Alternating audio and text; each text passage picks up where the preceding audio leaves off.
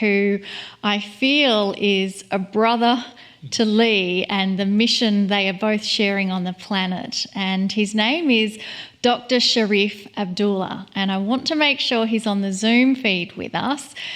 Dr. Sharif, are you there? I am here, and thank you for having me. Oh, well, we feel so honoured that you are able to join us this evening. Yeah, I'm kind of jumping up and down here. But if it's all right, let's talk a little bit about Dr. Sharif Abdullah. Dr. Sharif Abdullah is a consultant, author, and advocate for mindfulness, inclusivity, and societal transformation. Sharif's metavision, I love that, and mission are simple. We can create a world that works for all living beings. Excuse me while I jump up and down for a moment. Dr. Abdullah is the author of Power of One, Authentic Leadership in Turbulent Times, and the award-winning book, Creating a World That Works for All. There are more books, lots, but the most recent one, freshly published, the one we're most excited about, is called Birthing the Nation of Gaia. Sharif is the founder and director of the Common Way Institute in Portland, Oregon. He's a graduate of Boston University School of Law and a national leader, defining leadership methods for personal and collective transformation and resilience. Now, Dr. Abdullah has travelled to over 120 distinct cultures spanning 45 countries on every habitable continent. And when I say he's travelled to those countries and the cultures, he has immersed himself into it. He has taken off the bias of what his own culture brings him and gone and immersed himself into someone else's culture to learn and absorb everything they have to teach him. Now, he uses his experiences as a lawyer, an activist, a world traveller, and a student of many wisdom traditions as he explores the role of spirit, intellect, imagination, stories, strategies and structures for creating change and reimagining the future. Sharif consults with individuals, government agencies, businesses and social service organisations that are working on the leading edge of change. An inspirational speaker with a prophetic message, Sharif has been a sought-after presenter for consciousness and human potential. He regularly speaks to many organizations, churches, and other religious and spiritual groups, as well as several international forums. Now, here's my favorite definition he's had from him. The nation of Gaia, a nation without violence, separation, poverty, or war. Boy, I want to say that again. A nation, the nation of Gaia, that's us, folks, on planet Earth. A nation without violence, separation, poverty, or war. This birth will happen. It's like a birth of a baby. This will happen and will happen relatively fast, so be prepared. Don't you love that? Wow, sound like Kryon? Yeah. Doctor, welcome to the show. It's really good to be here. Thank you very much. It's a fairly glowing introduction. I was like, oh, who's that guy you're talking about? Well, I think it's a guy that's just as passionate. It's a guy that's also glowing. Yeah. That's right. Sir, you talk about the baby, birthing the new society. What does the baby look like? Tell us from the beginning, what's this all about? Yeah, we look at the problems that we have in our society. We look at, you name it, poverty, war, racism, the entire 9 yards. And we over-focus on that. Instead of focusing, it's like focusing on the afterbirth instead of focusing on the baby. We begin to forget that there even is a baby. We begin to deny that there's a baby. We are so focused in on it, we can't stand back and say, wait, where are we going with this? But once we know that this is not the end of the world, this is just the end of a pregnancy, and that what we are going to be moving into is a whole new phase, a metamorphosis, we can start to relax into the process, and we can start relaxing into asking the question, what is this baby going to look like? What is the baby going to act like? The caterpillar doesn't give birth to a caterpillar. The caterpillar metamorphoses into the butterfly. So what is the human butterfly? What is our destiny? Once we start asking questions like that, our spirit can start to rise. Once we start asking questions like that, we can relax into a role and become, for the first time, mature human beings on this planet. I think that's a good idea, and I think that it's an idea that we need to be doing right now. I agree 100%. And I'm curious, with all the different countries that you've been to, my feeling from my travels is that most of us want peace and harmony and a bright future for our children.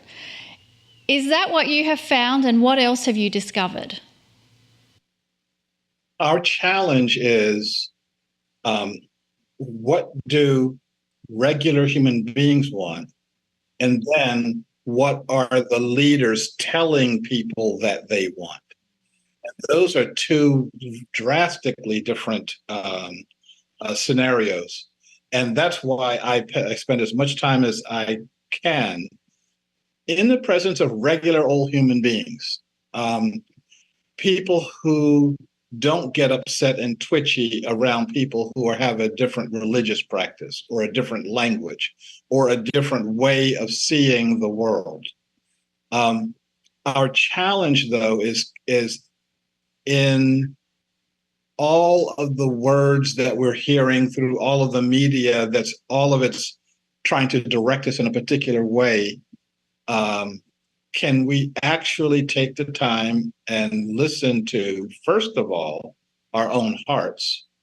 Second of all, what other human beings are talking about once we get away from all the stuff that confuses us. And that's when things get really interesting.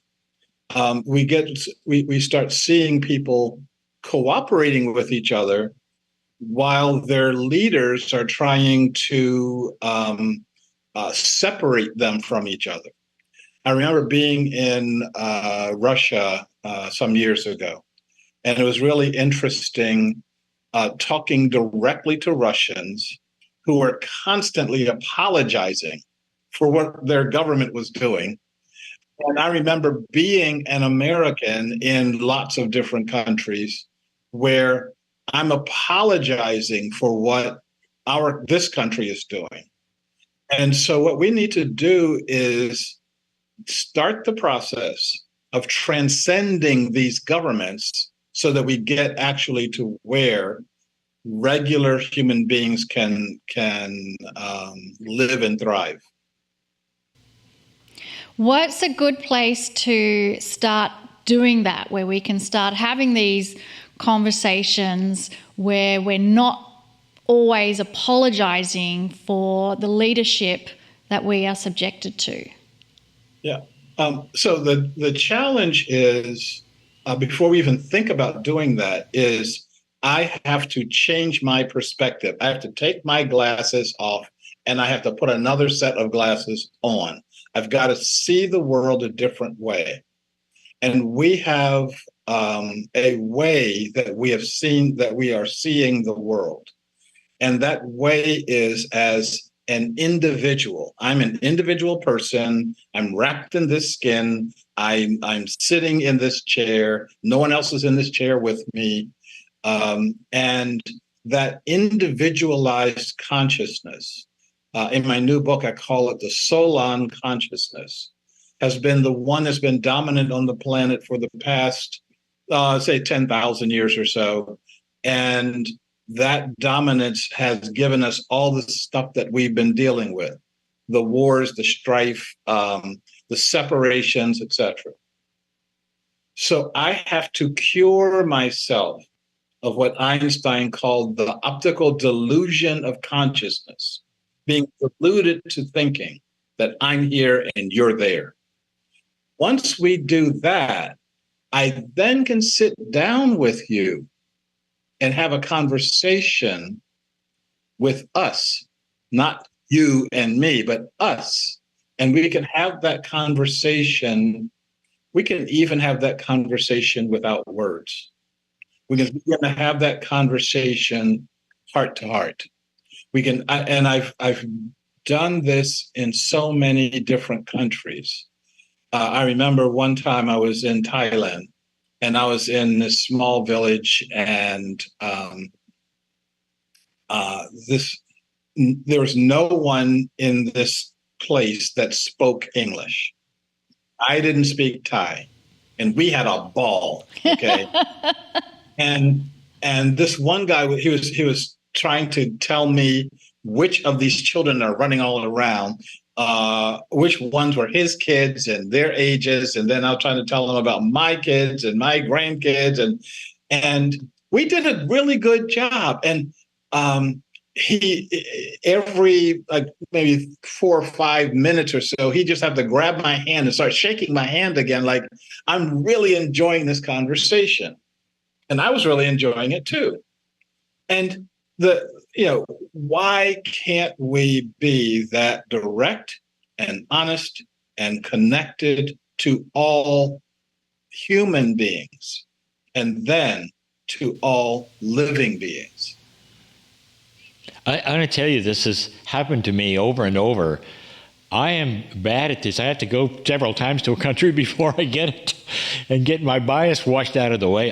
You mentioned it, I'll say it. I've been to Russia 8 times. And I'll tell you that the first time, the second time, the third time, it was like, why aren't they smiling? What are they, why isn't this going? It wasn't until we got to go to their homes and we find out they are just like us and they want just the same thing we want. Not as free to speak it outside of their homes at the moment. And I mean, with the current situation on the planet, I'm wondering about these same people and how they're doing. And how they're feeling about all these things, because they want the same thing we want. So you're right. It really does take attitude adjustment to get around to get out of basically the programming, I think, of what we're taught. I'm a product of the Cold War. So, that's part of the reasons that I had to go a few times in order to get that way. Would you agree? Yeah. Mm-hmm. No, it's our assumptions about each other are predicated on that core belief that I was saying about I am separate, from those people over there. And we do that in terms of our foreign relationships. And it's easy to do that with someone who is speaking a different language, especially if that language is Russian. That's a pretty hard on the ears language. If they have different dietary restrictions, different religious practices, etc. Now it gets really interesting when that person is acting just like you. They speak the same language. They're got the same diets. They're living right next door to you. And you think that you can't talk to them because there's some fundamental separation there. In fact, they may be even sharing your DNA, and you think that you can't talk to them. Someone was telling me, "Oh, I can't talk to my father." It's like, well, I said, "Is he alive?" It's only when he dies that it becomes really hard to talk with him. Still, you can still do that, but if he's alive, you can find the common ground to talk with him. Yeah. So when you talk about the birth of the Nation of Gaia, I get very excited because I feel that is also what is in our future. But I feel that we won't all think the same. We won't all have the same necessarily belief system. But for me, I feel that underlying consciousness will be one of love and compassion and kindness towards each other. And that is the thing that will change for us getting along. Is that kind of how you see the Nation of Gaia, or tell us more about how you see it.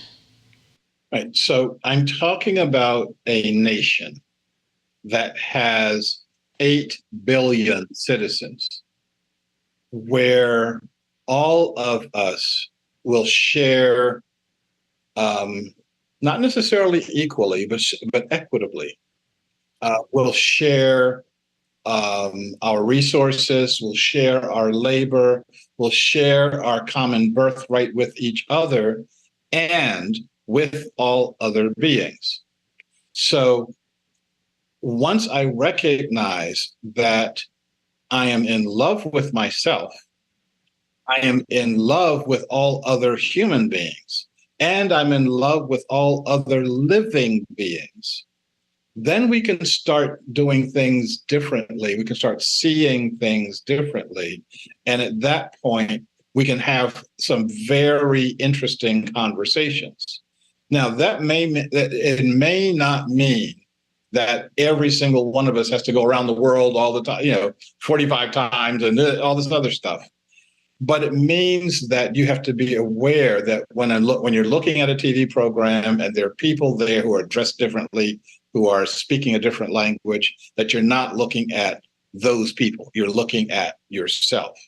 Now, this means that we have to suspend the existing systems that we have of nation states that used to be around kings and monarchs and emperors, and now more presidents and prime ministers. But even those need to go by the boards so that we can understand that we can govern each other through a common consciousness, that I am an integral part, I'm a cell in a common consciousness.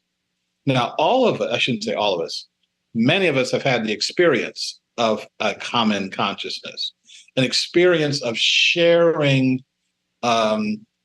a consciousness with a group of people that you don't know and that you're not physically connected to them. My favorite example of that was I used to live in Charlotte, North Carolina, and the Mint Museum used to put these old movies on the lawn at summertime. And so they were between reels. So they've had the movie on, it went dark. And right when it went dark, this huge meteor streaked across the sky. Wow. And 3,000 people all at the same time went, ooh. And that freaked us out. The meteor was beautiful, but the sound the harmonic sound of 3,000 people contributing to this, ooh, that people, when I talk to people about it afterwards, they were saying, yeah, the meteor was pretty, but did you hear us? Amazing. We're going to call it the ooh effect from now on. That's right. And so that's available to us at any time. Okay, I mean, that's available to us on lots of different levels. Mm. My question, and the question that I put in the book is, can we sustain that? Mm-hmm. Because we know how we feel when we have the common consciousness experience. We know how we feel when we have the holonic consciousness experience. Can we govern our lives with that? And I think the answer to that is yes. Can we work together for that? I think the answer to that is yes. And I think that what we have to be doing now is actually making that happen. So I have a question in regards to leadership, because I love the idea of cooperative consciousness. And if you feel into what that looks like, to me, I feel that the role of leadership may not even be needed because we are all in alignment with something. We don't need leadership to tell us how to achieve that. So can you comment on what is leadership like for the future, and is it even needed? I think at least in the short run, it will be needed. I like to think of this as servant leadership or a holonic leadership. That's where we are more cheerleaders than tellers of what to do. This is something that I was, while writing the book, just really discovered that colony beings, each one of them is their own leader. No ant tells another ant what to do. Like, you got to go over there and get that. You can't do this over here. They all figure it out. And when we have holonic experiences, we all figure it out, and we figure out the right thing to do, and we can trust that. So in this situation, a leader is go team, go. And by the way, yes, you are a team, and the goalpost is over that way. And we can use our leaders to help give us a sense of direction, but recognize that each one of us is that leader, and that leader has to be interchangeable. And when we look at things that way, we start seeing that there is no ego that's going to get satisfied by saying, I am your leader, and I'm going to be at the top of the podium telling you what to do.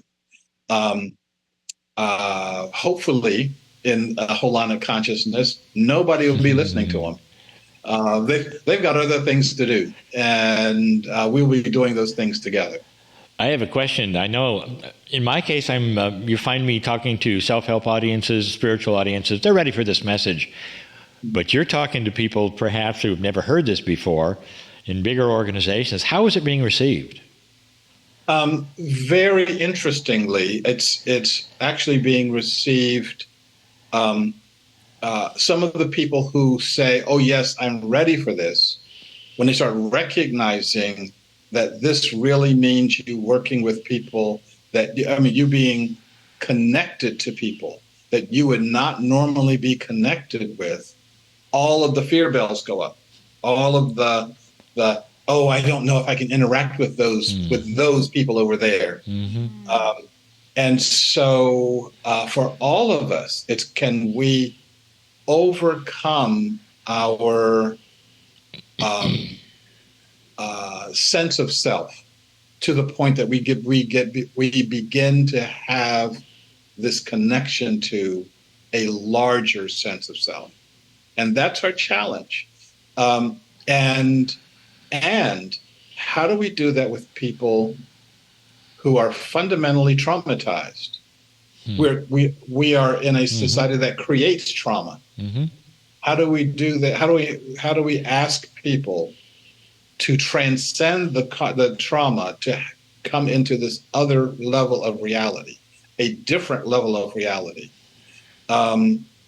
It's not easy, but we can do it, and the results of it will be heart healing for the individual, and then heart healing for the entire society. Mm-hmm. We tell people numbers of things. We say, first thing we advise you is to stop watching the news. It's programming. The first thing, the second thing, and the third thing. Yes. It's programming. And to get your news, read it or get it online so that you can control what you read, how fast you read it, without having music played under it. I got excited, Sharif, when you said there'll be a leader at the podium and no one will be listening. That's right. And then we also say, it's habit. You get together with your neighbors and all. The first thing people want to do is complain. Yeah. What if you're trying to change that particular thing and talk about the good things that are happening, or perhaps send energy to those who are experiencing things that need your energy, that kind of thing. So it's a real paradigm change. You're right. You got to work on this one. Yep. No, this is raising 25 more points, and we're going to go another couple hours here. Yeah. So that's great. But I did a program some time ago called the Commons Cafe, and I did this around the country, and very well received. Bringing people who had fundamental differences with each other together over a cup of coffee and some cookies. And part of that the difference could be around race, could be around economics, could be around religion, etc. We had lots of different commons cafes going. And when we did those, I put people together. All you had was a name tag that had your first name on it, and I wouldn't identify, oh, this is the black one, this is the middle class one, this is the homeless guy. We're just sitting around having coffee. We structured the conversation. So we asked the simplest questions first. We structured the conversation so that, what are the names and ages of all the children and grandchildren that are in the at the table, which means I had to tell you about myself. I have to tell you about my family, and we got to exchange information. And that's another simple question. So by the time we got into the societal stuff, you knew who was sitting at the table. You had a feel for them. You didn't go start beating air at each other, And the results were outstanding. Not so much that people started agreeing with each other, although they did. The result was I can hear what they're saying. I say, oh, does that mean you was really, yeah. And how does that fit into, and so we wound up repeating these. And the people who came in the first night wanted to stay with the same people the second night, the next night. They were bonding with each other across all these differences. So we know how to get rid of the differences. The question is, who wants that to happen? And in our country, on the left and on the right, there are lots of people who don't want the problem to go away. They want the problem to be exacerbated because they've convinced themselves that's how they win the political game here. Yeah. And I'm suggesting that we change the political game so that, again, they're talking to each other and they leave us alone. Totally. Absolutely. Oh my God, we're out of time. I love that it's called the Common Cafe, because the website, if you have enjoyed this conversation and these amazing books that Dr. Abdullah has written, the website is commonway.org. And if you want to take advantage of a special discount he's offering our Healing Wednesday members, you can look at the link in the chat or scroll down beneath this video for the link for that offer. But Sharif, is there any kind of final words that you want to say for us this evening?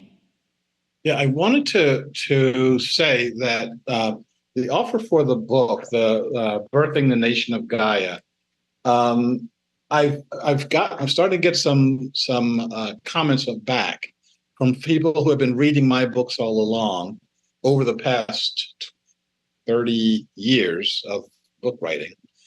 And folks are saying this one may be the most important. This one may be the most understandable. This one people are getting really excited about, and I'm getting excited with them. So once it's in print, I read it again. It's like, oh, now I can actually see what I'm saying here, and it is pretty good. I've enjoyed it. So look forward to having people enjoy it. So, and I've enjoyed my time here. Oh, well, thank you so much for sharing everything with us. Thank you. Well, thank you. Blessings. All right. Well, we are now going to take a 10-minute break and go and check out commonway.org. And then we'll see you back here for the Circle of 12.